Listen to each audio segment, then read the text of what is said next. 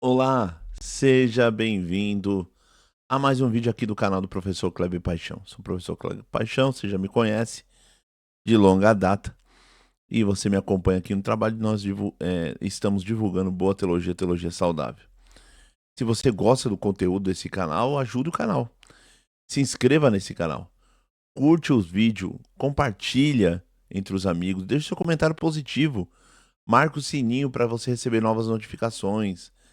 E se quiser ajudar financeiramente o canal, seja membro do canal. Então, ajude o canal a crescer e se expandir. Tá bom? Hoje nós vamos dar continuidade. Eu acabei de gravar um vídeo, Pergunte ao Teólogo, parte 11, se eu não me engano. Agora eu vou fazer Pergunte ao Teólogo, parte 12. Vamos eliminar bastante. Eu quero eliminar bastante perguntas que o pessoal andou fazendo e eu acabo demorando para responder, né? Tá bom? Então sempre faço um Pergunte ao Teólogo, depois uma aula, mas hoje eu vou fazer logo duas seguidas. Final da noite de sábado, Pergunte ao Teólogo, e logo na manhã de domingo, Pergunte ao Teólogo. Tá bom? Porque provavelmente domingo eu não vou conseguir gravar, porque vou receber parentela em casa e tudo mais, aí a gente vai comemorar o aniversário, né? Vamos lá, que foi esses dias atrás. Dito isso, bora lá. Pergunte ao teólogo se ele souber responder. Ele sabe tudo? Não, tem um monte de coisa que eu não sei na vida. Diria pra você que tem um monte de coisa que eu não tenho resposta pra isso. Mas a gente tenta, né? A gente tenta ajudar da melhor forma possível. Acabei de receber até um depoimento de um irmão aqui. Ele diz aqui, ó. Rapaz, baita resposta. Estou assistindo pela terceira vez. Aí, Deus te abençoe. É uma questão importante para nos dar, nós, da saúde. Que ele trabalha na área da saúde. Para podermos atuar conforme a palavra de Deus, sem medo de incorrer num pecado. Olha aí que interessante, muito bom. Então ele ficou contente com o vídeo passado. Dito isso, bora lá responder algumas perguntas. Tenho três perguntas aqui. É, e o Vander perguntou no vídeo de ontem, né? Lá nos comentários, ele perguntou: Boa noite, Kleber. Boa noite. Boa noite, Kleber Paixão. Boa noite. Lembrando, ele escreveu meu nome Kleber com K, mas meu nome é com C. Kleber sem acento, não tem acento no Cle. É Kleber, tá bom? Mas dito isso, ele falou boa noite. Boa noite, meu irmão Vander. Aí ele diz assim: Para você, a congregação cristã no Brasil é uma seita? Então, já respondi essa pergunta milhões de vezes. Milhões. Parecer técnico. Falei hoje, até hoje no cabeleireiro pra mim.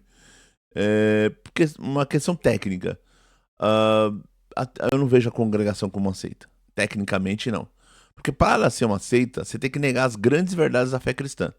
Tem gente que, para identificar uma seita, ele tem que ver as características, se ela é exclusivista, se ela escraviza os seus membros, se ela tem um domínio total dos seus membros, se ela aplica usos e costumes e tudo mais. Não, eu não vejo. Tecnicamente, eu vejo que é uma seita, um grupo herético.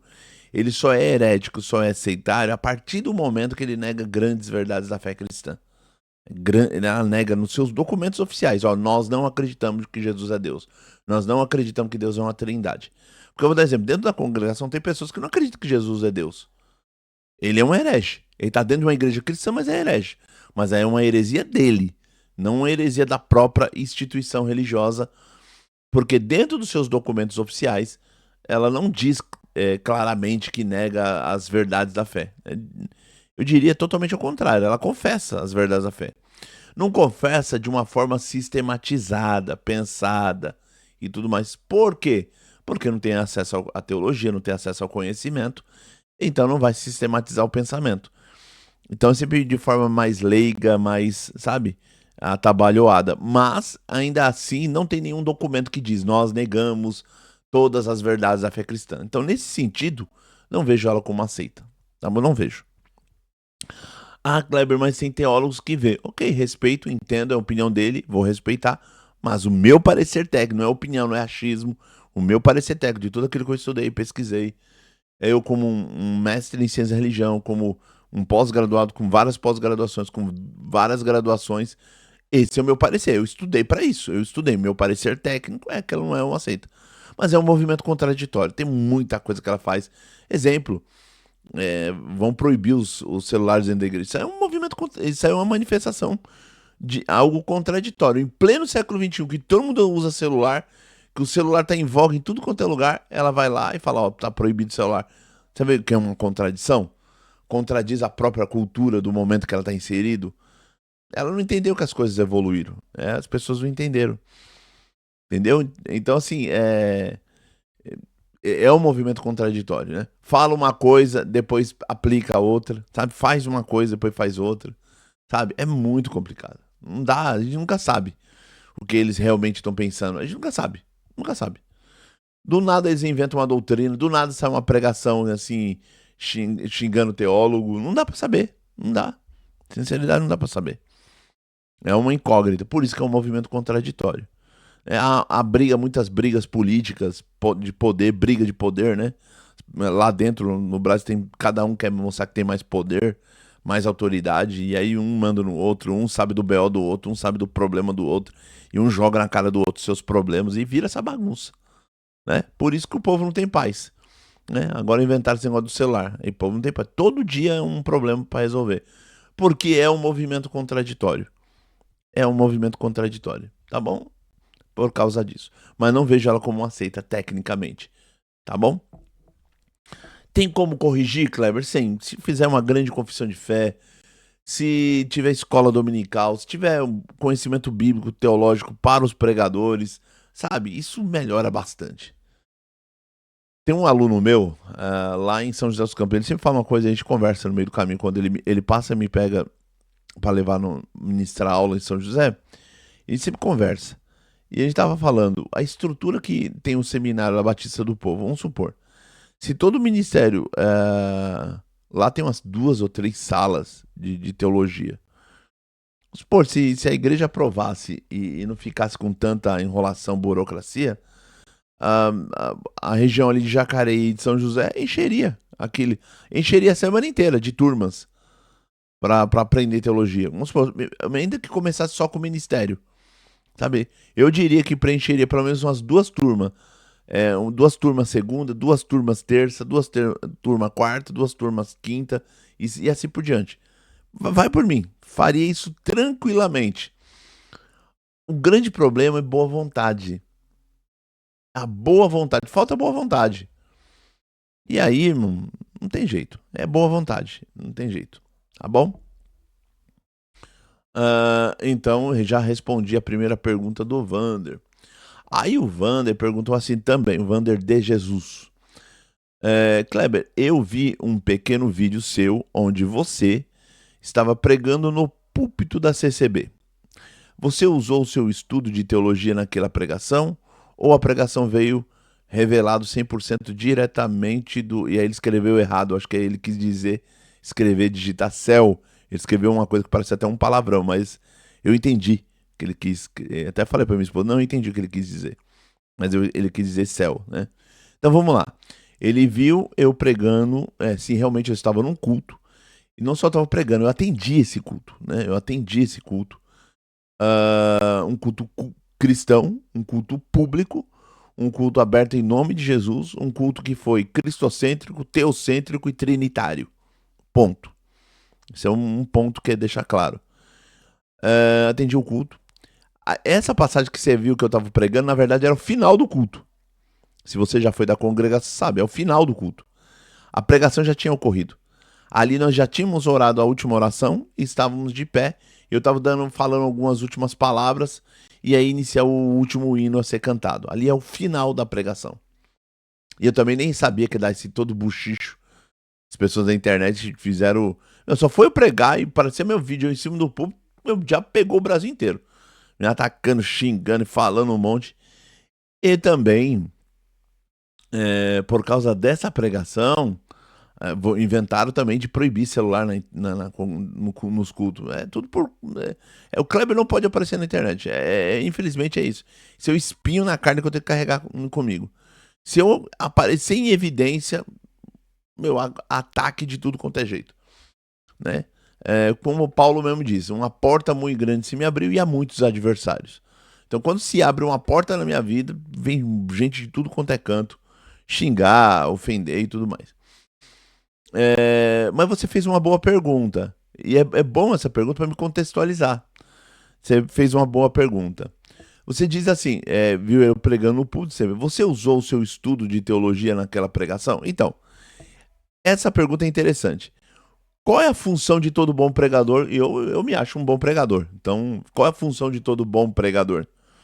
Você tem que entender que quem coloca a palavra no coração do pregador, ou ele da batista, da presbiteriana, qual igreja que ele for, é o Espírito Santo.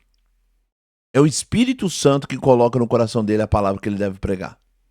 Quem traz no coração dele, na mente dele, é o Espírito Santo. Só que o Espírito Santo te dá lá a passagem da Bíblia. E você vai procurar, você vai achar o capítulo, o versículo, você vai entender a perícope, né? Que é um termo técnico é usado na exegese. Que é uma passagem de um texto que tem começo, meio e fim dentro daquele contexto. E aí você acha o texto, a passagem especificamente. Só que nada cai do céu, nada de graça nessa vida. Ah, caiu do céu tudo revelado, tudo. Eu não creio assim. Você tem que se esforçar. Cabe a você, o Espírito Santo colocou a palavra no teu coração. Cabe a você fazer exegese, interpretar texto dentro do seu contexto. E você perguntou, né, se eu usei teologia naquela pregação. Não é usar teologia. Não é usar. Teologia não se usa, não é um objeto, não é uma ferramenta. Teologia é uma reflexão da mente, do coração do cristão, do teólogo, que ele reflete a fé a partir do que foi revelado para ele na Sagrada Escritura. Teologia é reflexão. Então não é uma ferramenta que você usa. Mas o teólogo, por excelência, ele vai olhar o texto com carinho, ele vai fazer exegese. Ele vai interpretar o texto dentro do seu contexto. Ele vai usar a gramática, ele vai olhar a gramática, né, os principais verbos, substantivos. Ele vai olhar o contexto, né, cultural, político daquele período. Os principais personagens, quem escreveu, por que escreveu, para quem escreveu, em que tempo que foi escrito. E extrair a teologia daquele texto, né? Porque ali tem uma mensagem teológica, em cada texto é uma mensagem teológica, você extrai. É exegese, tirar para fora o sentido do texto. Sim, nesse sentido eu fiz. Como todo bom cristão, como todo bom teólogo, fiz isso. Eu tenho a pregação gravada do começo até o fim. Por que eu faço isso? Para ninguém me acusar. Se alguém me acusar, tentar manipular, alguém gravou lá e depois corta lá a pregação, faz umas manipulação, coloca lá a gravação acelerada para tentar dizer que você tá nervoso, né? Qualquer tipo de manipulação, eu tenho vídeo na íntegra. Eu tenho um áudio na íntegra. Por quê? Porque eu sei que a minha pregação foi bíblica e exegética e exposta tecnicamente desde o começo até o final. Só que tem um adendo aí. Eu sou pentecostal. Eu não sei se o Vander é pentecostal. Eu não sei se ele é pentecostal. Eu sou pentecostal. E por ser pentecostal, eu acredito na atualidade dos dons. E creio que o pregador, ele está eivado, imbuído no poder do Espírito Santo na hora da pregação. Então, quando eu prego e vivo o texto. Exponho o texto e vivo o texto. E vivo aquela passagem. Narrar a história é narrar o amor, porque o amor se deu a nós, como diz Bruno Forte. Então eu narro o amor de Deus. Eu narro as grandezas de Deus. E os atos salvíficos de Deus. E os atos, nós chamamos hoje na filosofia da linguagem, os atos de fala de Deus. E prego. Mas prego com vida, com vigor. Então altera a voz, profetizo, essas coisas, eu não vejo problema. Ah, Kleber, mas eu não acredito. Então, isso aí já é uma outra coisa. A pessoa não acredita na atualidade dos dons. Ele é um sensacionista. Tá aí, tudo bem, tá tudo certo. Eu não vejo problema nenhum. No meu caso, no caso de muito pregador, Juliano Fraga, qualquer pregador que você vê aí na internet é pentecostal, ele vai profetizar, ele vai pregar, ele vai alterar um pouco mais a voz. Entendeu? Ele vai fazer isso porque ele vive o texto, ele vive a pregação, ele vive aquele que Karl Rahner chamava de Bíblia como o mundo de Deus. Você entrou no mundo de Deus. Se você não viver aquela história e não contar aquela história com o vigor que ela merece, então é complicado. Então o pentecostal tem muito isso. Então, sim, eu pentecostalmente eu preguei nessa vibe, tá bom? Nessa vibe. Mas o texto foi exposto? Sim. A pregação foi cristocêntrica? Sim, porque ela apontou para Cristo em certo momento. Ela foi exegética? Sim. Ela foi bíblica? Sim. Ela foi teológica? Sim. Então, se essa era a sua dúvida, sim, tá? É porque quando você fala usou o estudo, não se usa estudo. Se aplica tudo aquilo que você conhece na hora de interpretar texto. Como eu sou um intérprete do texto, como eu sou um teólogo, um exegeta, interpretei o texto. Montei no ombro dos gigantes para não pregar a palavra, aquilo que veio na minha cabeça. Eu preguei a partir do ombro dos gigantes, dos grandes exegetas, dos grandes intérpretes da Sagrada Escritura, fundamentado nos melhores comentários bíblicos, dos maiores manuais de exegese, tá? Então, bobeira eu não preguei, tá? Então, se a dúvida era, pregou bobeira? Não, não preguei bobeira. Não preguei groselha. A igreja saiu edificada, mas ela saiu avivada no poder do Espírito Santo. Ah, Kleber, mas é porque... Não. Exigir que a igreja ficasse em silêncio é exigir isso de uma igreja presbiteriana, batista, mas uma igreja pentecostal não. O dia que acontecer que todo mundo ficar quietinho para ouvir a palavra, aí você já não é mais uma igreja pentecostal, você é uma igreja presbiteriana, tradicional e tudo mais. Tem alguma coisa contra? Não. Cada um tem sua característica. A característica de uma igreja pentecostal é o fogo pentecostal. Ponto. Tá bom? Porque aí você falou, usou o seu estudo na teologia naquela pregação? Já respondi. Aí você fez uma segunda pergunta. A pregação veio revelada 100% diretamente do céu? A pregação não. O que veio diretamente do céu foi o Espírito Santo inspirou os autógrafos quando escreveu a Bíblia. Nesses 40 autores diferentes, nesses livros inspirados por Deus, que está inserido num cânon bíblico. Né? Inserido que a igreja fechou como um cânon bíblico. E o que nós hoje chamamos de Bíblia, Biblos, né? Coleção de livros. Essa coleção de livros que nós chamamos de Bíblia, ali está as ações salvíficas de Deus na história, registrado as ações salvíficas de Deus na história, desde Gênesis a Apocalipse. E desde Gênesis a Apocalipse, os autores, os autógrafos, eles estavam inspirados por Deus. Se eles estavam inspirados por Deus, a Bíblia é palavra de Deus. Ela não contém, ela é palavra de Deus. E por ela ser palavra de Deus, ela é a revelação de Deus. Tudo que eu preciso saber para a salvação está na Bíblia. Então a Bíblia veio do céu. Ela é revelada. Nesse sentido, ela veio do céu. Ela não caiu do céu, mas ela veio do céu. Porque os autores foram inspirados pelo Espírito Santo, terceira pessoa da Santíssima Trindade. Ponto. A pregação é a exposição do texto a partir da interpretação. Toda pregação depende de hermenêutica. E toda hermenêutica é humana. Não existe hermenêutica, o cara tá com o Espírito Santo e interpretando. Não. Toda hermenêutica é humana. Toda interpretação é humana.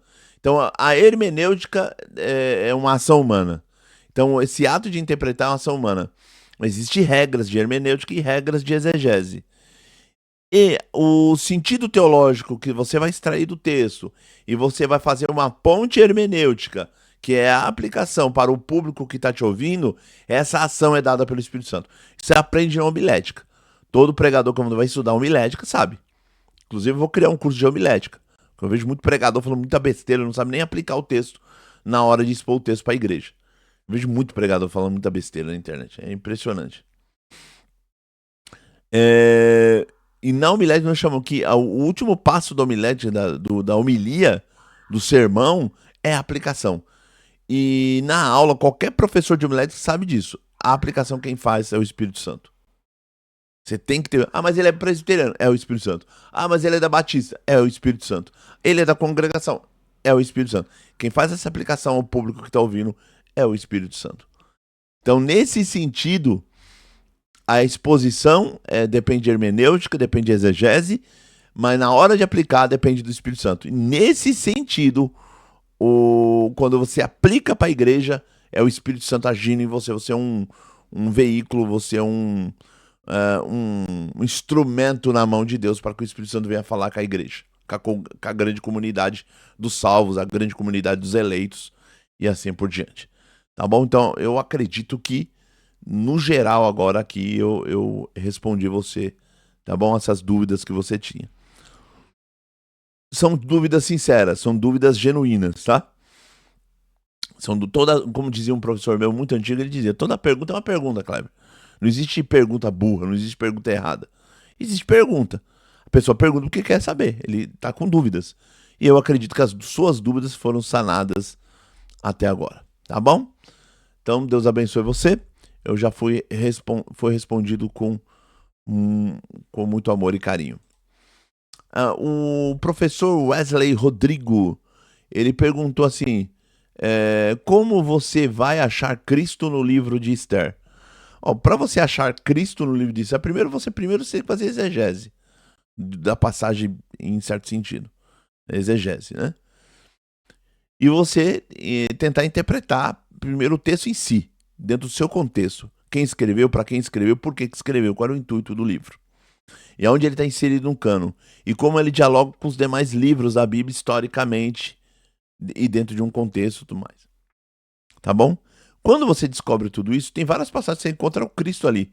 Quando diz assim, se esse Mardoqueu é da semente dos judeus, você certamente é da semente dos judeus, você certamente perecerá e você não vai prevalecer contra ele.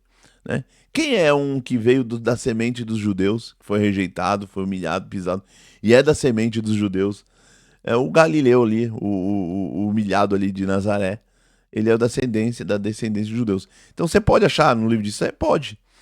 Depende da exegese, os sentidos teológicos daquela passagem bíblica você extrair.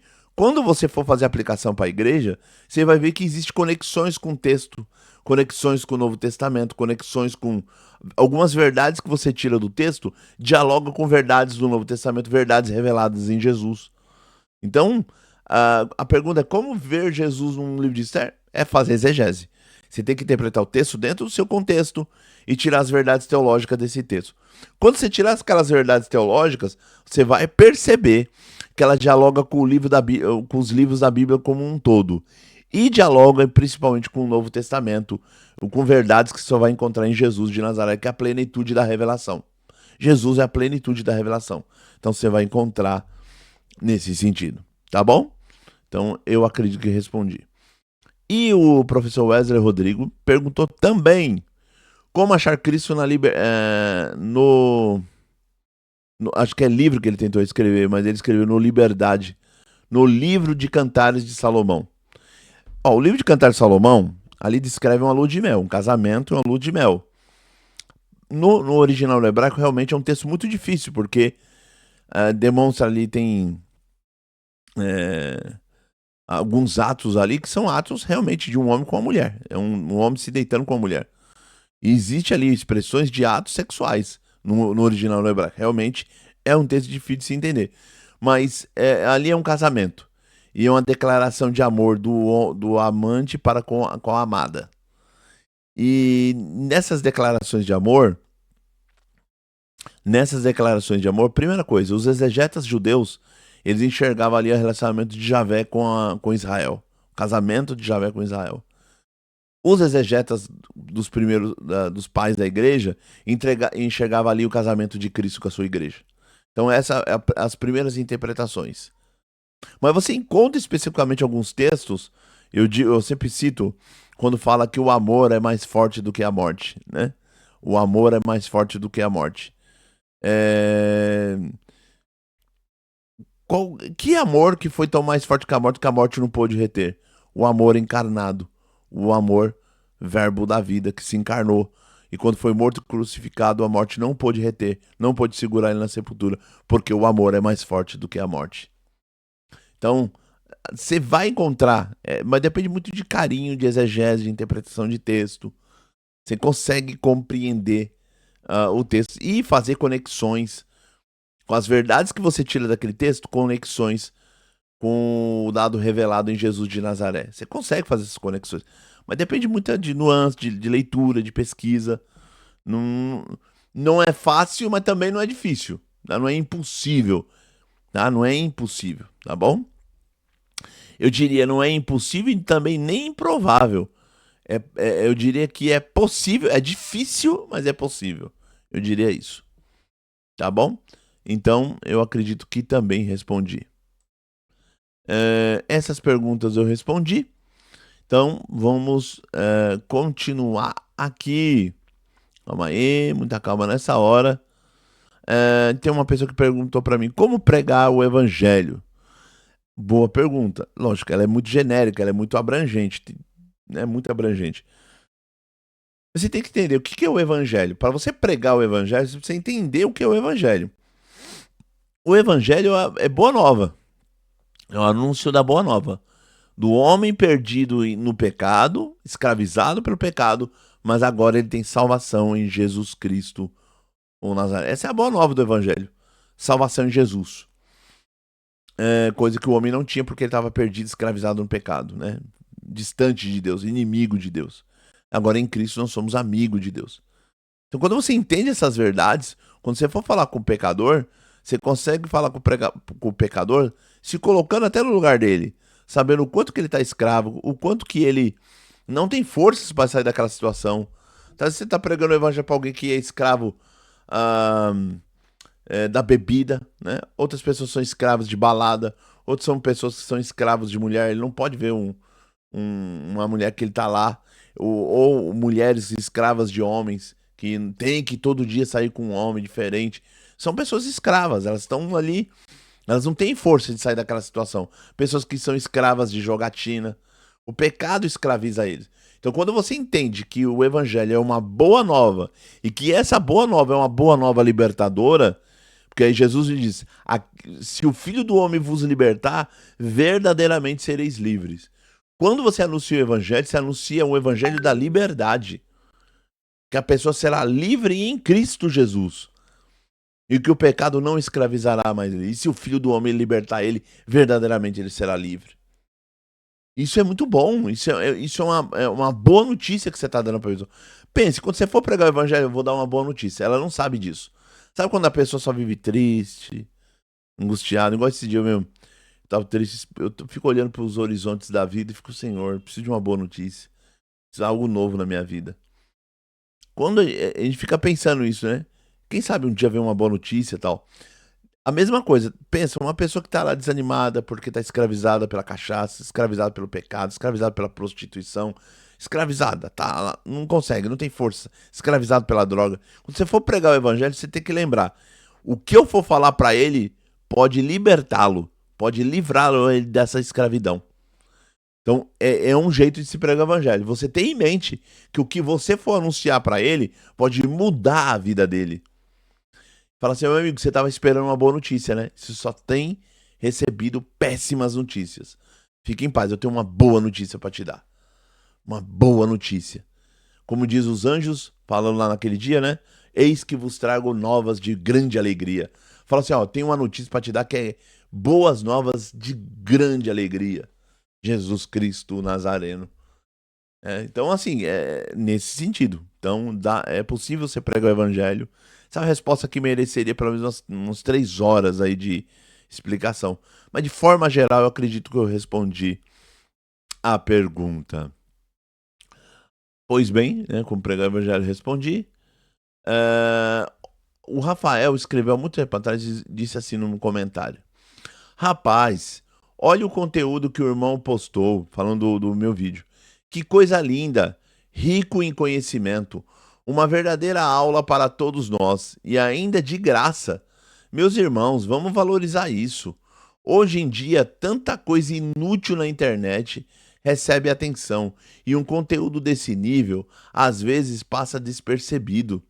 Olha o tamanho dessa aula. O irmão Kleber merece muito mais reconhecimento. E o melhor, ainda é o nosso irmão na CCB. Primeiramente, Rafael Pedro, 7200. Deus que te abençoe pelo seu comentário. Fico muito feliz, o reconhecimento que você deu ao meu trabalho. Muito feliz mesmo. Deus seja glorificado. Que Deus seja glorificado por esse nosso trabalho aqui, né? Deus, toda a honra e toda a glória seja dada a Deus. E muito feliz que atingiu o seu coração. E Deus abençoe pelo comentário muito pertinente. E é isso, realmente, infelizmente, as pessoas não entendem que o conteúdo aqui é de graça. É um conteúdo muito bom, é bíblico, é teológico, mas Muitas vezes as pessoas não dão valor. Esse dia teu irmão de ministério tá tendo com um canal. O canal dele começou esse dia, tem 22 mil pessoas seguindo ele só porque ele é cooperador. Só porque ele é cooperador.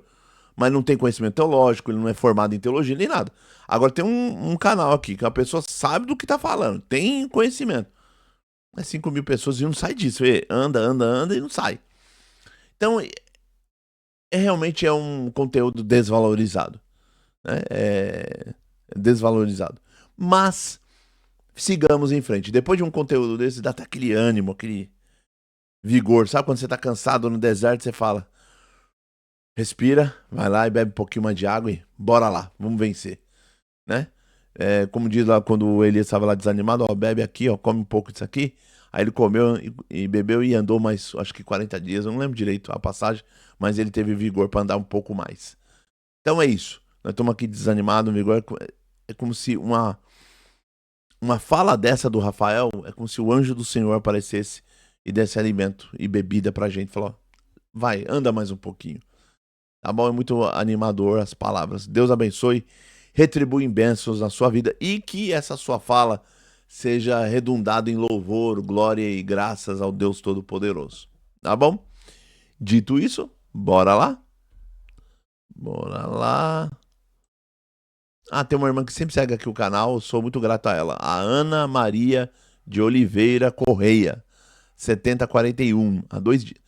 Ela falou assim: eu não assisti o vídeo, eu ouço com fones de ouvido, limpando a casa, sempre dando uma paradinha para fazer algumas anotações. Deus abençoe a sua vida, a sua família. Irmã Ana, fico muito feliz.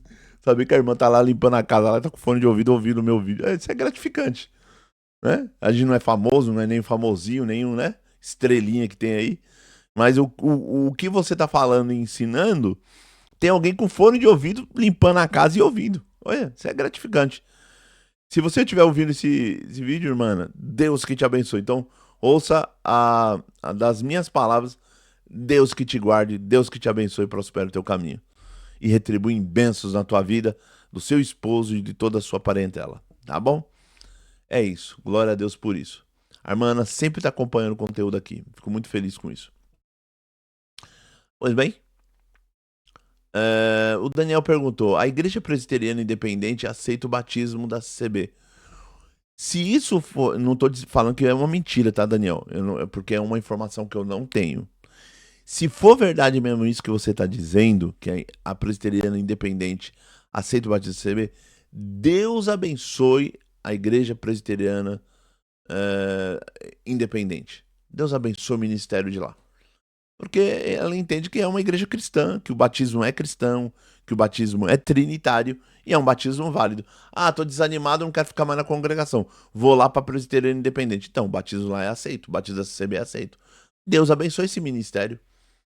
Tem boa consciência, consciência teológica, conhecimento bíblico. Parabéns para a Igreja Presbiteriana Independente. Não sei se isso é verdade. Se for verdade, Deus abençoe o ministério dessa denominação. Tá bom? A pergunta foi feita: nós, crentes da congregação, podemos levar nossas crianças no circo para assistir o espetáculo? Eu diria que sim. Qual é o intuito do circo? Entreter. O circo, mostrando ali alguns. Eu não sei como que funciona circo hoje em dia, tá? Ontem eu passei por um circo lá em São José dos Campos. Em São José, quando eu vou dar aula, tem um circo lá. E o irmãozinho, eu tava conversando com ele, ele me deu a carona, eu tava conversando dentro do carro. Falei: eu fui no circo, acho que uma vez quando eu era pequenininho. Há muito tempo eu não entro dentro do circo. Não sei como funciona o circo hoje, tá? Não sei como as leis mudaram, eu não sei. Mas na época tinha o picadeiro, tinha os animais ali. Então, se você vê os animais, se alegrar, os animais. É mais para distrair a cabeça mesmo. Ou também as apresentações. Tem as brincadeiras lá do palhaço. O palhaço, ele só quer fazer você rir, né? O palhaço, ele quer fazer você rir, dar risada. Ah, Kleber, mas as piadas são bobas. Mas a ideia é essa, fazer você rir com piada boba. E é sempre voltado mais pra criança, não é muito pro adulto. Apesar que eu sou doido, se eu estiver lá, eu começo a rir. Eu não sou aquelas pessoas carrancudas que vai num lugar e fica com a cara feia. Eu ia rir, eu ia dar risada. É, mas é pecado levar a criança no circo? Não. Se alguém de alguma vez disse isso pra você, você tá totalmente equivocado. Porque o circo é um local para entretenimento, para brincar mesmo, para distrair. Você tem que levar sua criança. Eu sempre digo que uma criança em algum momento da vida tem que experimentar um circo. O meu filhinho foi uma vez no circo, né? Meu filhinho um dia conheceu o Patati Patatá, o verdadeiro, porque você sabe que são vários Patati Patatás, né? E na época a minha esposa trabalhava no Itaú e o Itaú contratou o verdadeiro Patati Patatá, aqueles dois mesmo, verdadeiro que apareciam na televisão. E eles foram lá. E aí minha esposa conheceu, tirou foto com meu filho. Então, eu não vejo problema, tá? Não vejo problema nenhum. Não vejo, não tem respaldo bíblico nenhum ah, para proibir. Agora tem uma historinha, né? Tem uma historinha. Tem tinha um palhaço. Essa história é contada pelo o Kierkegaard no seu livro. Tem um outro teólogo que vai mencionar no seu livro também. O Heitzinger menciona um livro chamado Introdução ao Cristianismo. A história básica é o seguinte: o palhaço estava no seu circo ali e perto o circo estava distante um pouco da cidade, sabe? E aí o circo começou a pegar fogo.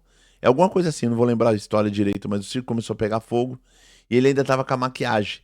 E ele foi lá na cidade pedir socorro, maquiado mesmo como palhaço, e começou a falar: ó, a cidade, o circo tá pegando fogo, o circo tá pegando fogo. E quem tava ouvindo ele começou a dar risada. Dava risada, falava: o palhaço tá com brincadeira, tá brincando. Ele tá falando que o circo tá pegando fogo, deve ser piada. E ele gritou, gritou, não adiantou nada, o circo pegou fogo por inteiro. Qual é a moral dessa história que o Kierkegaard usa, o Heitzinger, o famoso Bento XVI, descreve no seu livro Introdução ao Cristianismo? Que as coisas mudaram, os tempos mudaram, e muitas das vezes a teologia está querendo falar coisas para um público que eles não querem ouvir. Eles estão dando risada das nossas proposições. A gente falamos coisas na teologia que as pessoas dão risada, falam: ah, isso é coisa de medieval, isso é coisa dos antigos, teologia é coisa de gente antiga, coisa medieval, e dão risada da gente. E qual é a função do teólogo? Não é negar o dogma, mas de certa forma atualizar a linguagem religiosa, atualizar a linguagem teológica, atualizar a linguagem dogmática para falar o mesmo dogma para esse público que nós estamos vivendo hoje. As pessoas viciadas em videogame, pessoas viciadas em tecnologia, no mundo da internet, no mundo das redes sociais, no mundo onde tem inteligência artificial. É nesse mundo que nós estamos inseridos. E o teólogo tem que atualizar a linguagem dele para falar para essas pessoas. Porque senão, ele vai estar falando de coisas antigas, falando para um público, e esse público não vai entender nada e vai dar risada. É igual eu apareci aqui no vídeo falando de pericores e falando de duas naturezas, união hipostática, falando um monte de termo técnico. E todo mundo olhando e falando: não entendo nada que esse cara tá falando. Então ele tem que atualizar a linguagem, explicar melhor pro povo coisas antigas. Ele não nega a tradição, mas ele atualiza a tradição, a linguagem da tradição da fé cristã, o depósito da fé. Ele atualiza uma linguagem para falar o mundo de hoje, o mundo de hoje, tá bom? É isso. Eu lembrei dessa historinha a partir dessa pergunta que foi feita. Outra pergunta, vamos lá. Poderia, na sua visão, comentar sobre a importância do espaço bíblico infantil na CCB, onde é utilizado recursos lúdicos para crianças? E, se possível, citar quando que Deus falava com o seu povo também de forma lúdica? Ora, vamos lá. Ah, existe uma importância do espaço infantil bíblico dentro da Constituição Brasileira? Sim. Porque é ensinamentos bíblicos para uma determinada idade. Essas crianças aí, ainda que estão crescendo no nosso meio e não têm acesso à Bíblia. Muitas vezes na reunião de jovens eles ficam boiando na reunião de jovens. Estão lá no meio da reunião de jovens, mas boiam. E ali no espaço infantil, é ali que eles vão aprender os primeiros passos da Bíblia, as histórias da Bíblia. Na maioria das vezes, e eu sou adepto dessa ideia, tá? Que quem ensina no espaço infantil tem que ter uma noção de educação. Tem que ser pelo menos uma pedagoga, ou alguma formada em letras, formado em alguma área educacional aí, entendeu? E muitas irmãs estudam teologia comigo, e que são do espaço infantil e querem ajudar. E aí até muitos me perguntam, como que eu faço isso para uma criança? Como explicar a Trindade para a criança? Tem que explicar de forma lúdica, ou seja, de forma de brincadeira, com metáforas, contando histórias. É possível fazer? É possível fazer. É possível fazer. Tá bom? E então existe essa importância de você falar de forma lúdica, de forma brincalhona, cheio de metáforas e símbolos, ensinando a criança ou as histórias dos atos de Deus registrado na Bíblia Sagrada, tá? Então é possível e é de grande importância. Isso tinha que se estender. Esse acesso ao ensino bíblico do espaço infantil eu não sei quem é que criou esse projeto, mas quem criou o projeto, ele tá de parabéns. É bem organizado, tem uma adesão muito forte. Todas as igrejas, na minha comum tem. Os irmãos levam suas crianças, entregam lá, tem uma organização. As pessoas, os pais têm que ir lá buscar as crianças, não é qualquer um que pode buscar as crianças. Nossa, muito bom, mas muito bom mesmo. Muito bem organizado, muito bem pensado. A congregação, quando ela se esforça em fazer algo, dá certo, porque ela tem dinheiro para isso, ela tem estrutura para isso. Tinha que se estender. O mesmo estudo bíblico, passar para mais faixas etárias e depois vai se estendendo para a juventude. Tem que ter para os jovens, para a mocidade, estudo bíblico. Dá para fazer isso? Dá. Tem estrutura para fazer isso? Tem. Tem dinheiro para fazer isso? Tem. E depois passar esse estudo bíblico para o ministério. Tinha que ter. Sabe? E aí você tem um alcance maior. Aí você tem uma igreja mais saudável, uma igreja que tem acesso à Bíblia, à Sagrada Escritura, à palavra de Deus. Entendeu? Então, mas eu acho que é um pontapé inicial, o estudo bíblico para as crianças, né? No espaço infantil. E outra, nas outras denominações tem a escola dominical, que é o que nós chamamos de espaço infantil. Escola dominical é assim, tem um espaço lá da escola dominical que no culto, o culto público tá rolando, as crianças, em vez de ficar enfadadas com o culto, cansadas, elas vão lá brincar com outras crianças. E quando acaba o culto, elas voltam. Então, isso tem nas outras igrejas. Eu já fui numa igreja Assembleia de Deus de um amigo meu, pastor Levi, e isso mesmo, as crianças foram brincar em outro lugar. Enquanto o culto tava rolando, elas foram brincar lá na escolinha dominical, tá? E é isso, gente. Mas eu sou fã, não sou contra, não. Eu vejo. Eu acho que uma das coisas que deu certo é a acessibilidade para surdos, né? Com o estudo de Libras.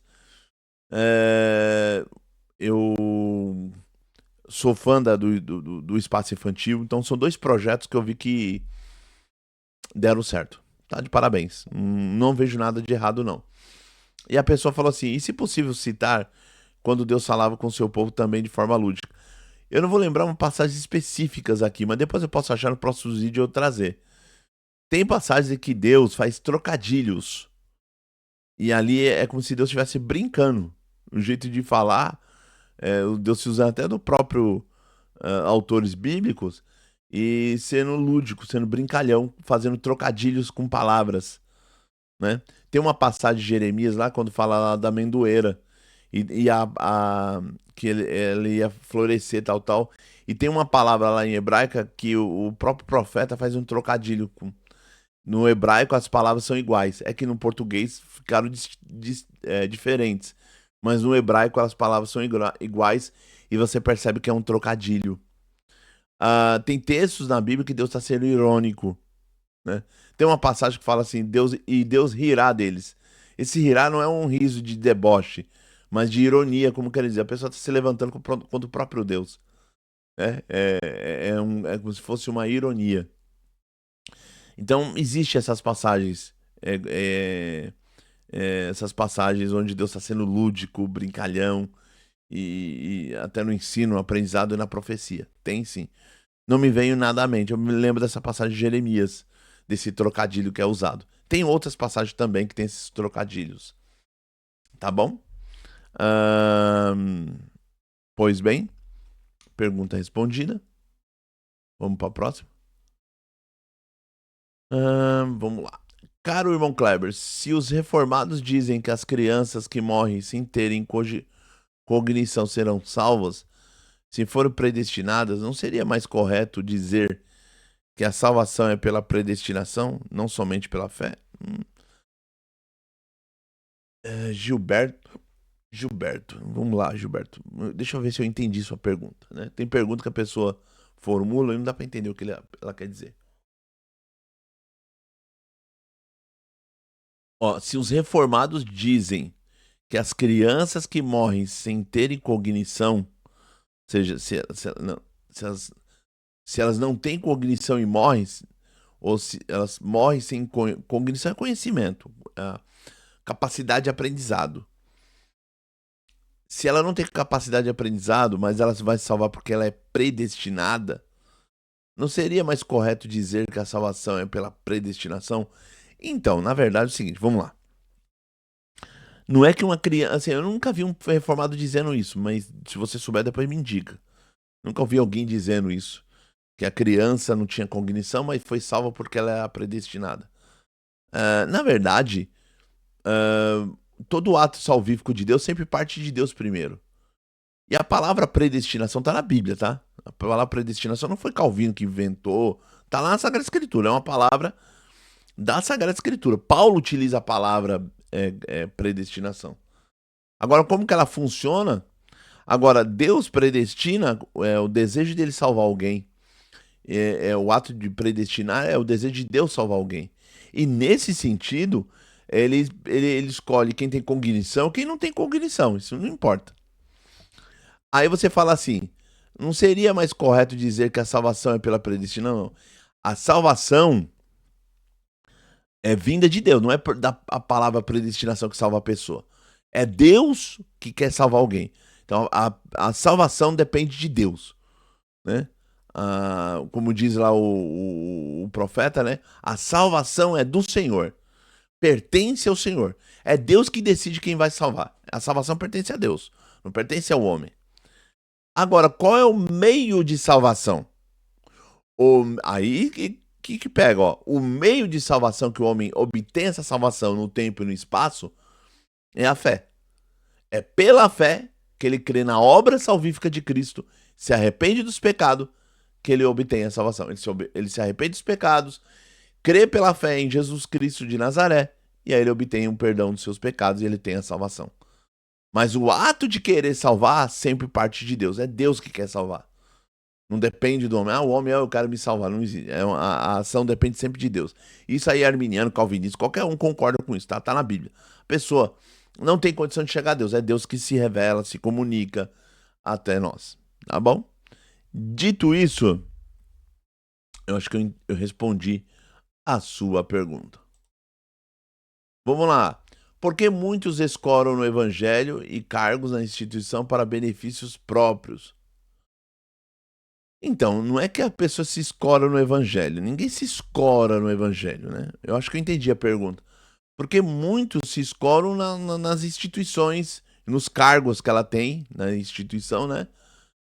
Para benefício próprio. Tem gente que se beneficia? Tem.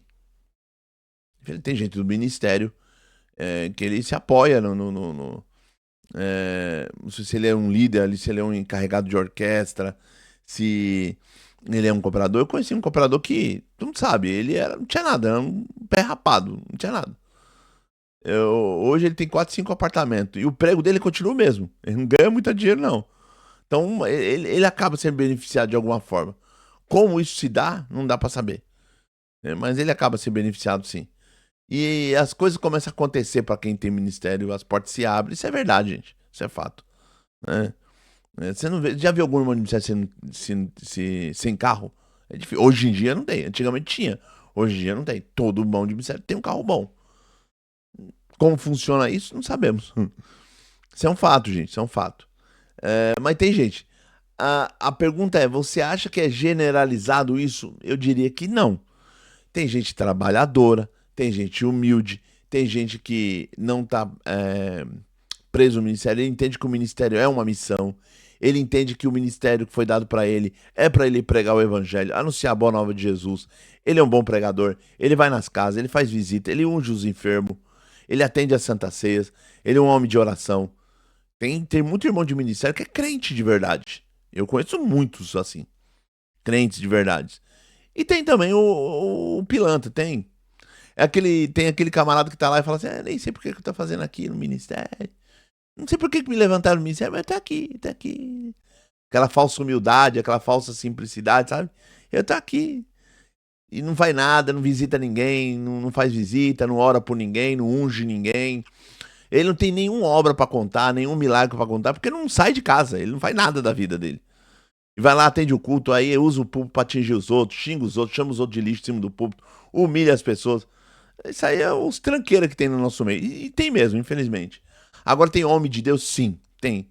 Conheço muito homem de Deus. Homem que atende a obra, que faz visita, prega a palavra, prega o evangelho, ama a Deus de verdade, é humilde, honra a esposa, honra os filhos, trabalhador, paga suas dívidas, homem íntegro, com vida ilibada, sabe? Tem gente crente de verdade. A gente pode generalizar. Ficar generalizando todo mundo da pilantra. Não, não é assim também. Tem muita gente trabalhadora, gente. Tem muita gente que trabalha na seara, tá? Tem. Se eu tivesse lá, eu acredito que a gente nunca sabe o nosso caráter quando tá com o poder na mão, né? Nunca sabe, né? Uma coisa é o Kleber pobre, né? Muitas vezes você dá poder na mão dele, não sei como que ele funciona. Eu quero acreditar, né? Porque só Deus pode sondar os corações e os rins, né?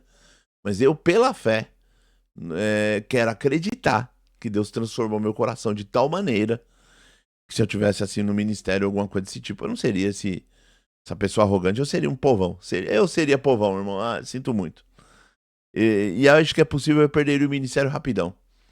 Porque eu seria povão. Eu seria brincalhão, eu ia conversar com todo mundo. A irmã ia falar pra mim, irmão, vai lá na minha casa visita. Falar agora, irmã, onde? Vamos lá. Onde é a sua casa? Vamos orar lá agora. Era assim, irmão, vai lá orar na casa do meu filho tá nas drogas. Vamos lá, onde ele tá? Tá lá na boca? Vamos lá atrás dele na boca lá. Eu ia atrás do camarada na boca. Como na minha vida eu fiz isso várias vezes, né? Tinha uma irmã que o marido dela só via nas drogas. E um dia nós fomos buscar ele lá na boca lá da favela, lá, ele comprando droga. Fui buscar ele lá. Sabe? Então, assim, eu gosto de pregar. Eu sou do povão, irmão. Eu seria assim. Eu não conseguiria ser diferente. Não conseguiria ser altivo, né? Eu ganhei de presente de aniversário. Eu ainda a loja ainda não falou que o terno tá pronto. Eu ganhei um terno caro, caríssimo, com gravata cara, com camisa social cara, tudo assim, ganhei. Um terno muito caro. E é um terno bonito, né, pra se vestir e tal. Feito sob medida, sabe? Vai até tampar essas barrigonas que eu tenho. Tudo feito sob medida, ainda vai estar pronto, tem que buscar. Eu ganhei de presente de aniversário. Louvo a Deus por isso, é um presente, glória a Deus.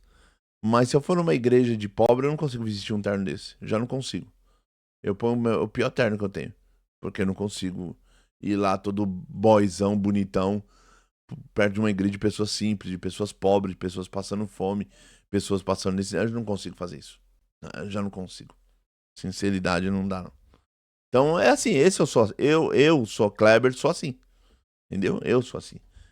Tá bom? Mas digo, tem gente que se aproveita dos cargos e do ministério. E tem gente que não, que trabalha. Tem muito trabalhador na seara. Tem muito. Muito pregador de verdade. Muito, muito. Tá? Eu conheço alguns. Conheço. Tem muitos aí. Tá bom? Então a gente não pode generalizar. Todos se apoiando no ministério, todos se aproveitando e lucupretando de benefícios para ele e tal. Não. Não. Não vejo assim todos assim. Eu vejo alguns. Alguns acabam se aproveitando de situações. Outros não. Outros são trabalhadores do evangelho mesmo. Aonde ele vai tem sinal de Deus. Eu conheço o irmão que aonde ele vai os sinais de Deus acompanham ele. Né? E acredito que eu seria assim também. Não conseguiria eu acabar o culto, o irmão falar assim, irmão Kleber, tô enfermo. Faz uma visita um dia lá na minha casa. Eu falo, agora, irmão, vamos lá agora. O irmão Kleber, minha esposa tá doente, vamos lá orar por. Vamos agora, vamos lá. Eu sou assim. Sou assim. Não consigo ser diferente disso. Tá bom? Respondido? Boa pergunta aqui. Como você, sabendo Bíblia, fica na CCB? sabendo que lá não prego o evangelho, dúvida sincera. Então, toda dúvida, eu sempre digo que toda dúvida é sincera, toda pergunta é uma pergunta. A pessoa fala assim, como que você, sabendo Bíblia, fica na CCB? Uma coisa não tem nada a ver com a outra. Uma coisa é saber Bíblia, uma coisa é saber... E outra, a gente não sabe tudo da Bíblia, tá? O teólogo profissional, como no meu caso, profissional acadêmico, ele não sabe tudo. Tem um monte de coisa que eu não sei, tá, gente? Mas o que eu sei, eu tenho que usar para a glória de Deus. Todo teólogo que manja um pouco de Bíblia, que entende um pouco de Bíblia, ele tem que fazer tudo isso para a glória de Deus. Então já começa por aí. Por que você fica na CB? Para glorificar a Deus e para ajudar os meus irmãos. Porque os meus irmãos não sabem. E se eles não sabem, eu quero ensinar. É por isso que eu fico. Ah, Cleber, por que você ainda fica na CB? Para ajudar. Para ajudar. Uma irmã mandou um depoimento hoje. Ela é uma cara serva de Deus, o esposo dela é cooperador de jovens. E ela pensou que eu ia embora da denominação. E ela mandou um depoimento assim, de chorar, irmão, em prantos. E ela falando que o quanto que os vídeos do meu canal mudou a vida dela, ajudou ela, que ela tava perdida. Ela falou, eu tava perdida. Eu não sabia o que fazer, a minha vida era uma confusão, e eu não sabia o que fazer. Se ficava na igreja, se ia embora da igreja.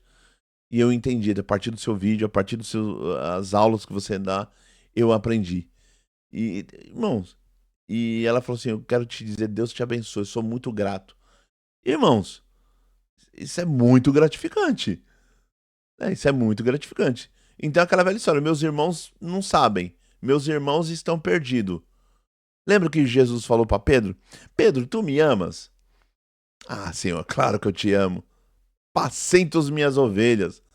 Pedro, tu me ama? Senhor, tu sabe que eu te amo. Apacenta meus cordeiros. Pedro, tu me ama? Senhor, tu sabe de todas as coisas. Tu sabes que eu te amo. Apacenta os meus cordeiros. Então, meu irmão, a pergunta é: você e eu amamos a Deus? Amamos Jesus? Ah, eu amo. Ok. Então apacenta. Apacenta, cuida. Cuida, irmão. Porque a vida ela é muito curta. Eu vou dar um exemplo, eu sou uma pessoa muito enferma. A gente nunca sabe quando Deus vai levar a gente.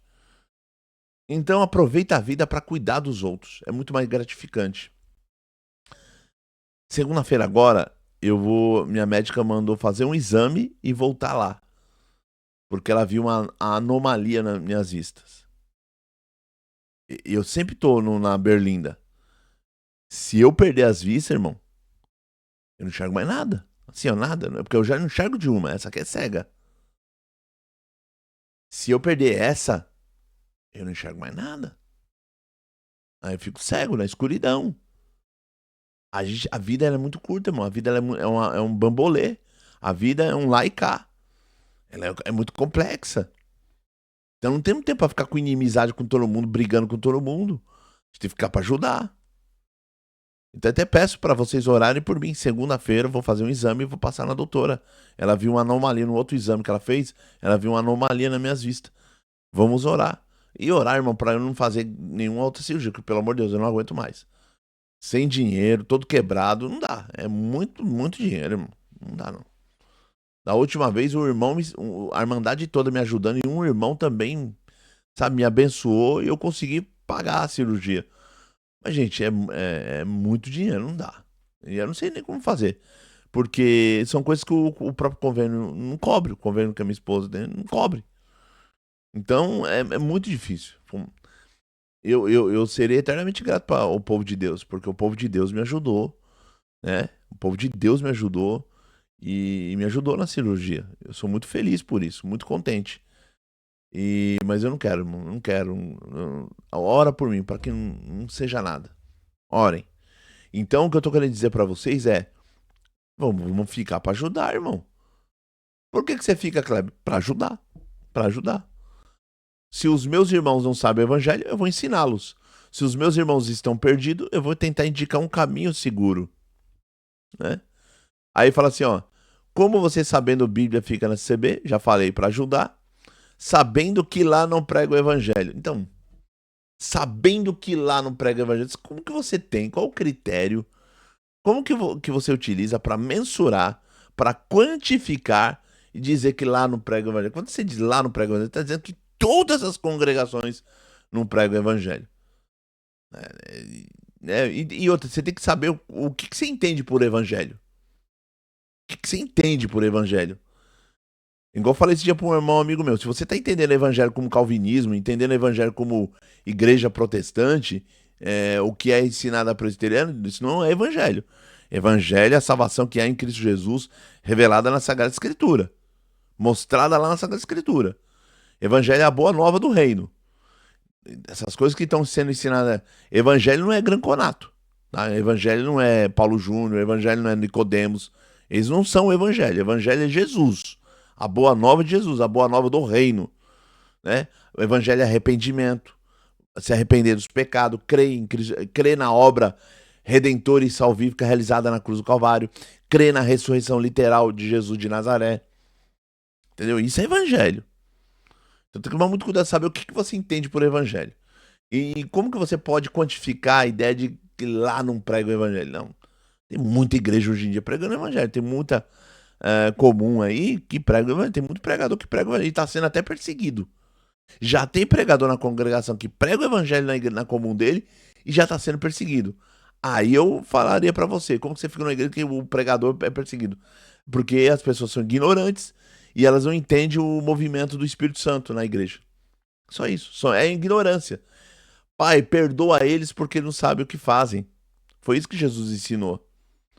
Sabe? Então, tem muito ignorante no nosso meio que fica perseguindo o teólogo, perseguindo quem ama a palavra, ama a Bíblia, mas é por ignorância. E aí você tem que clamar, Pai, perdoa ele porque ele não sabe o que faz ou o que fala. Tá bom? Então é isso. É mais ignorância mesmo. Então esse negócio, sabendo que lá no prego evangelho, não dá pra você generalizar assim. Como que você sabe pra quantificar isso? Tem que tomar muito cuidado com a frase. Sabendo que lá em algumas igrejas não prega evangelho. Eu acho que seria melhor a pergunta. Ainda que não tenha algumas igrejas que não pregam evangelho, fica aqui no canal igual eu e aprenda comigo. Aqui eu ensino. Aqui eu demonstro. Aqui eu aponto o caminho. Entendeu? Eu acredito que eu respondi essa. Deixa eu ver. Ahn,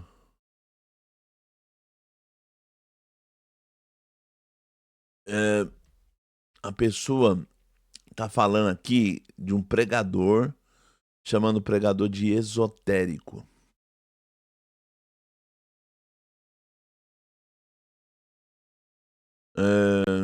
Ele tá falando desses pregador que fala um monte de texto bíblico aleatório, um monte de conexões estranhas, e dá a entender que fica bonito. Realmente, o nosso meio apareceu muito pregador assim. É um tipo de pregação boa? Não. É salada. É groselha, né? Que a pessoa pega um número, junta com outro número, fala de outra coisa, aponta pra outra coisa, e vai falando toda uma groselhada, uma salada, e que não tem nada a ver com Bíblia, não tem nada a ver com não tem exegese, não tem interpretação, não tem aplicação, não tem nada. É só uma bagunça, uma groselhada de textos isolados. Mistura um monte de texto isolado, e aí ele acha que a pessoa tá pregando. Não é assim. Esse tipo de pregação não é uma pregação bíblica, não é uma pregação eivada e regada no poder do Espírito Santo, tá? Parece muito profético, muito bonito, mas é só salada mesmo, né? E daquela salada bem ruim, tá bom? Então, se eu sou a favor disso, eu sou contra. Esse tipo de pregação eu sou contra. Toda pregação que quer fazer showzinho na igreja eu não gosto, não.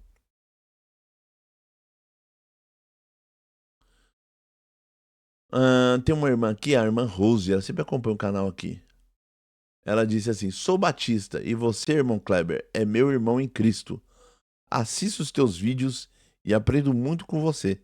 Deus te abençoe e sua família também. Ô, irmã Rose, Deus que te abençoe por acompanhar o trabalho aqui. Tá? E Deus abençoe por esse comentário. Né?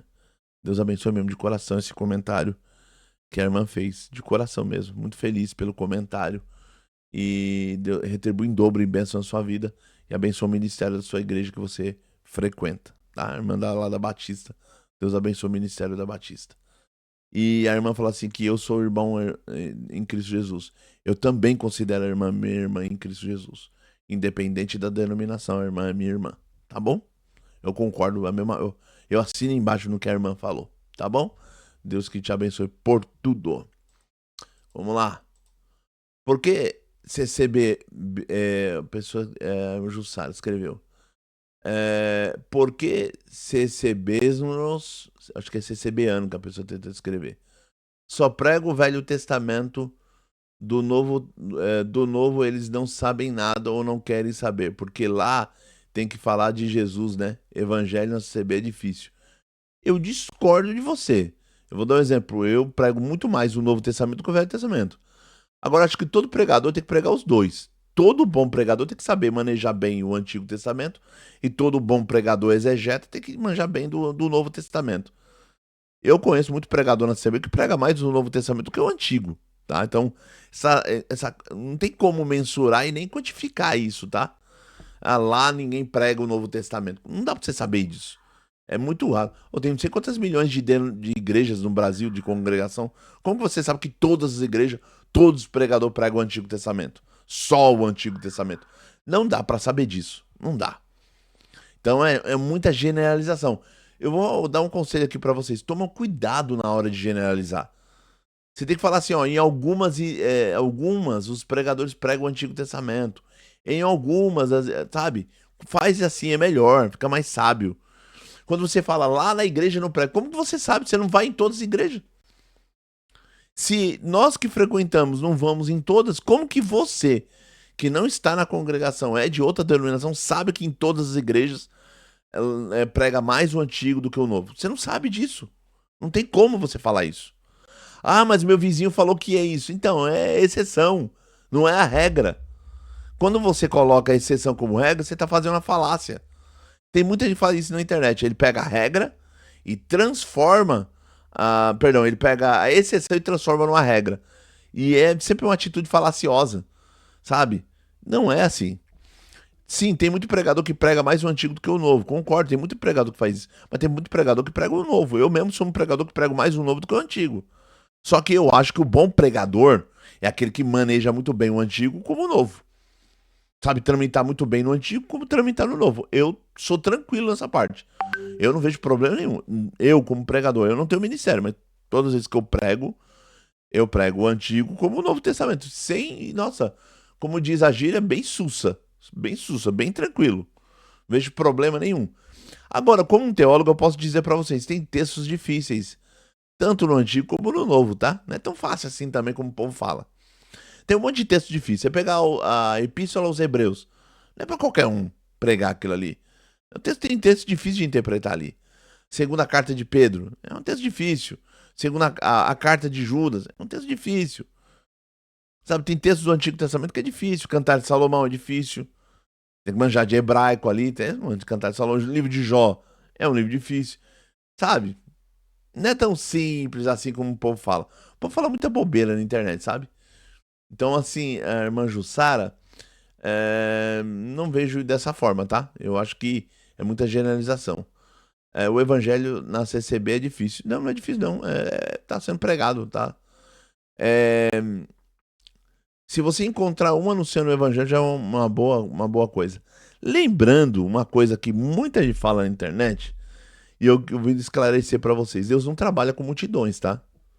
Deus nunca trabalhou com multidões. Deus trabalha sempre com o remanescente. Sempre com os remanescentes. Sempre vai Deus trabalhar com um punhadinho de povo.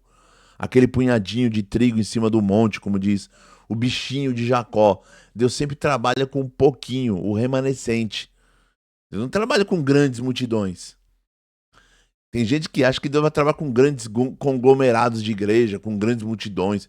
Deus trabalha com os remanescentes. E dentro de toda a igreja sempre tem um grupo que é de Deus. E é sempre um grupo pequeno, é aquele que profetiza a verdade, que anuncia o evangelho de verdade. E é sempre o povo, dentro daquela igreja, é sempre o mais perseguido, o mais humilhado, sempre o mais pisado, sabe? Agora a vida daquele pessoal que tá dentro da igreja, uma vida dele é de boa, tudo dá certo, uma vida maravilhosa. Pode ver, na maioria das vezes, Ele não prega a verdade, ele é hipócrita, ele passa o pano, ele não denuncia os pecados, ele não faz nada. Ele tá ali de boa. A vida dele é linda e maravilhosa, tudo dá certo na vida dele. Mas aquele camarada que tá pregando a verdade, batendo de frente com o sistema, anunciando o evangelho, denunciando o que é errado, e pronto. E o que é certo é certo.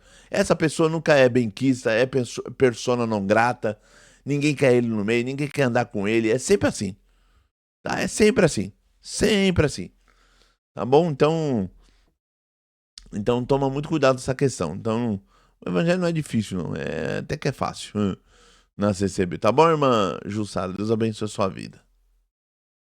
Vamos para mais uma. Perguntaram: está de acordo com a palavra o pastor receber salário na igreja? Olha, não vejo problema nenhum da pessoa receber salário, sabe? Não vejo nenhum, não. Por quê? Eu não acho a obrigatoriedade do dízimo, eu não sou fã, não. Obrigar. No meio da comunidade cristã sempre de algo de coração, sabe? Uma disposição do coração amoroso quando você ama o seu irmão e a seu irmão está reunido numa grande comunidade. Cada um contribui, tem luzes para pagar, conta de água, tem um monte de coisa. Então, tem um copinho de água para você beber limpinho, tem um banheirinho limpinho para você usar. Então, você tem que contribuir, tá? Então, tem um abrigo para você se reunir para adorar a Deus. Tem que contribuir, gente. Tem que contribuir. Eu não vejo problema. Mas, se eu sou a favor da obrigatoriedade de pagar um salário pro pregador, pro ancião, pro comprador, pro pastor, eu sou. Deveria ter, tá? Por quê? Porque ele não deveria trabalhar fora. Ele não deveria trabalhar fora. Não deveria. Ele deveria estar a sua vida inteira voltada para as coisas de Deus. E ele, com o salário que ele recebesse da igreja, ele pagava as dívidas dele. Então, quando ele estivesse lá na casa dele de dia, se surgisse levar a Santa Ceia pro enfermo, ele levava. Se tinha oportunidade de ele é, é, é, fazer uma visita pro enfermo, ungir um enfermo, ir para visitar para expulsar um demônio numa casa de uma pessoa que está endemoniada. Ele tinha que trabalhar no reino, sabe? Receber as pessoas para aconselhar. Casal que quer se divorciar, precisa falar ali na hora, ele tinha que estar lá disposto para aconselhar. Tem casos que a pessoa tem que esperar o ancião chegar em casa quando ele tá trabalhando, pra ele chegar em casa pra resolver um BO, pra resolver um problema. É difícil, irmão. Então, assim, ele tinha que estar 24 horas voltado pra ajudar a igreja. E aí ele recebeu o salário da igreja pra ajudar a pagar as dívidas dele. Tá bom? Então eu não vejo, tá? Não vejo problema em receber salário nesse sentido, tá bom? Nesse sentido eu não vejo problema nenhum, tá bom? Acredito que eu já respondi. Quem são os espíritos em prisão mencionados em 2 Pedro? Olha, não dá para saber, tá? Então existe é, várias possibilidades, tá? Uma delas que eu até anotei aqui, são os espíritos em prisão, são os homens da época de Noé que estavam presos em seu próprio pecado. É possível? Não sou muito fã disso aqui, não. Tem um outro que o espírito em prisão é os anjos caídos que pecaram nos dias de Noé, referente a Gênesis 6:1. Também não vejo essa possibilidade. Eu não sou muito fã dessa possibilidade.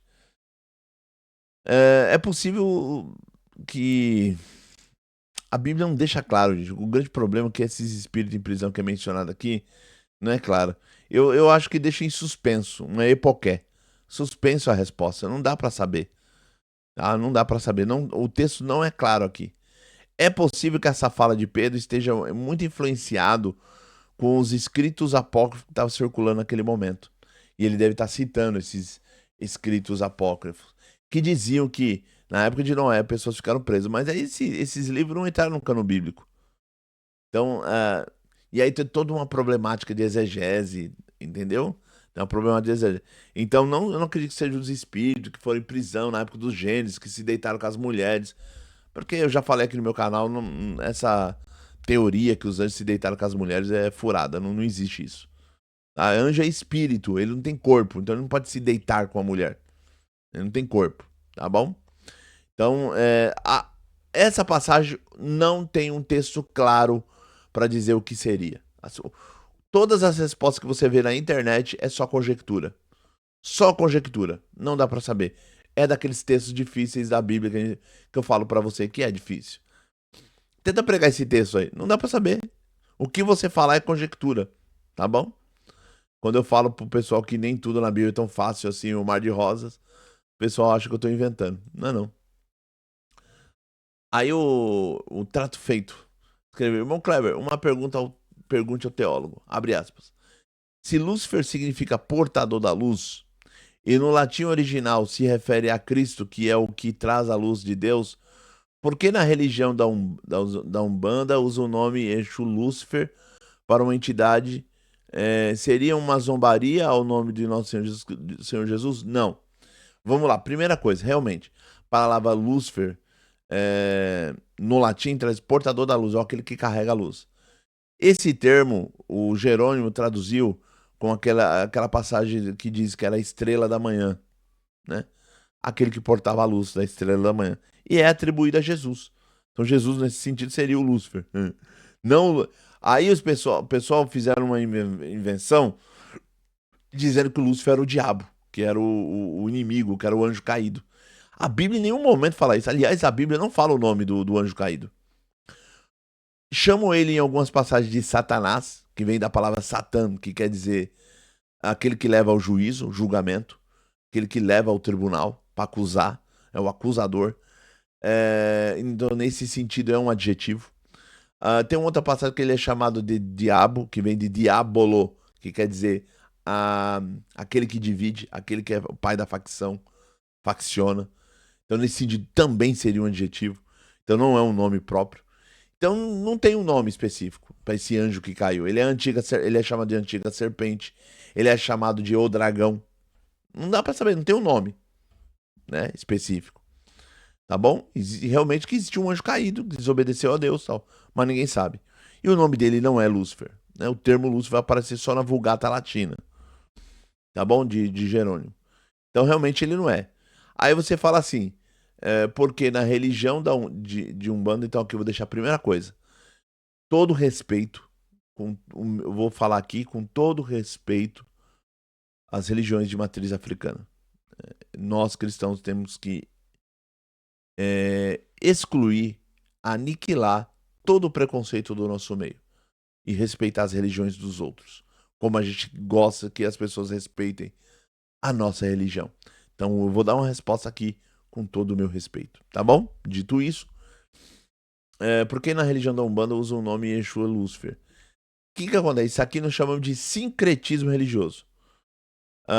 Eles dão um nome para uma entidade, né? Uma entidade, um espírito, uma entidade, dão o nome de Exu e coloca lá também como Lúcifer, porque na cabeça deles, Lúcifer seria o diabo. Entendeu? Eles fazem essa associação. Isso aqui é sincretismo religioso. Nesse sincretismo religioso é um sincretismo de vocabulário de religião. O diabo é um vocabulário muito próprio do cristianismo e o Exu é um vocabulário próprio da religião da Umbanda. Só, tá? E aí eles misturam aqui. O intuito deles não é falar que esse Exu ele tem vínculo com o diabo que os cristãos apontam como o inimigo, o adversário. É só essa associação, por isso que ele coloca os dois nomes juntos. Mas não é um intuito de zombar de Jesus, porque eles não têm essa ideia teológica que luz quer dizer portador da luz e que esse portador da luz você pode ir lá na Vulgata Latina atribuir ao Cristo. Eles não têm essa noção teológica. Na cabeça deles, eles têm a noção de que essa entidade tem a ver, tem um vínculo com o pai das trevas, o diabo, Satanás, que tem lá na Bíblia e que os cristãos identificam como o adversário, tá bom? É mais uma associação de vocabulários por causa de um sincretismo religioso, né? Por quê? Porque quando essas religiões elas têm contato com o cristianismo a partir do catolicismo, né? Eles vão ter acesso a esses nomes, né? Principalmente Lúcifer também vai ter acesso. E aí vai ter essa mistura religiosa, tá bom? É mais um sincretismo, tá bom? Não necessariamente uma ofensa ao cristianismo, tá bom? Eu acredito que eu respondi. Vou falar mais esse, só mais esse. Amo seus vídeos, irmão. Outra pergunta ao teólogo. Se sempre teve gente que saiu da igreja X ou Y, por que que agora na internet falam que está havendo grande êxodo na igreja A ou B?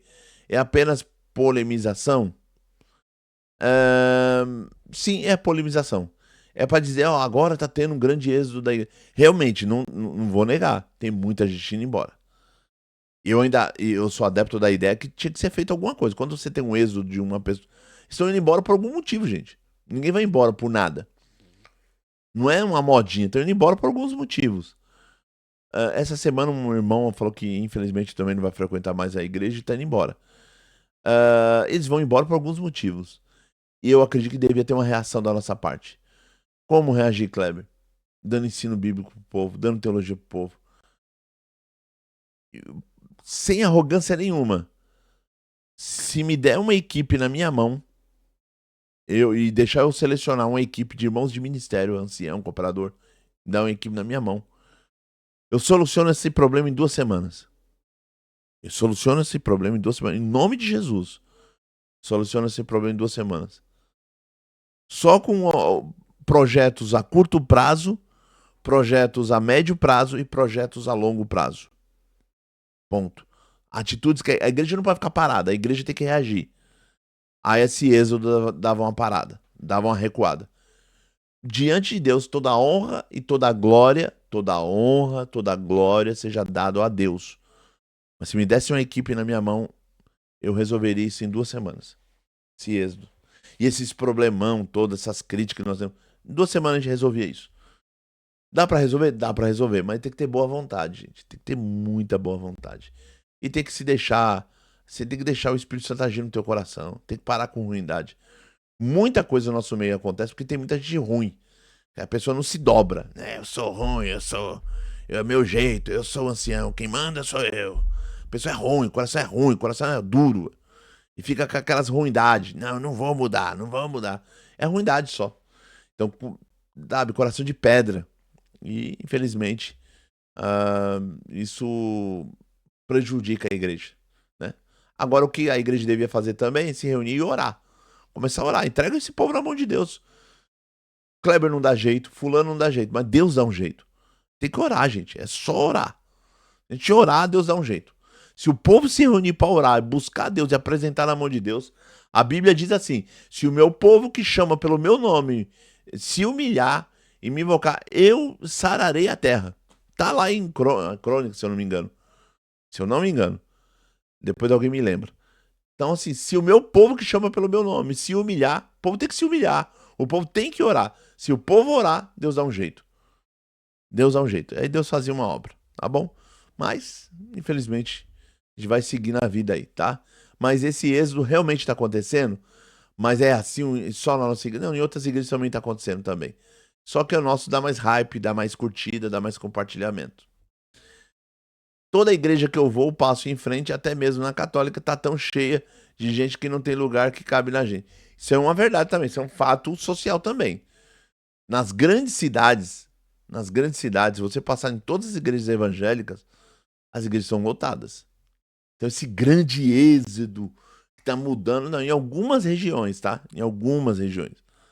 Realmente tem muita gente indo embora, mas em comparação com a multidão que tá ficando, ainda a comparação é desonesta, é cruel. É cruel. Não dá, é muito, a diferença ainda é muito grande. O povo que fica, a multidão que fica.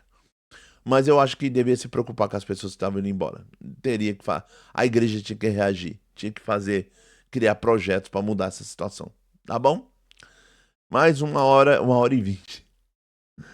Gente, gostou do vídeo? Gostou das respostas? Gostou das perguntas? Gostou de tudo? Curte esse vídeo, compartilha, se inscreva no canal, deixe seu comentário positivo, compartilhe com os amigos, deixe o sininho para receber novas notificações. Quiser ajudar o canal financeiramente, seja membro do canal, ajude esse canal.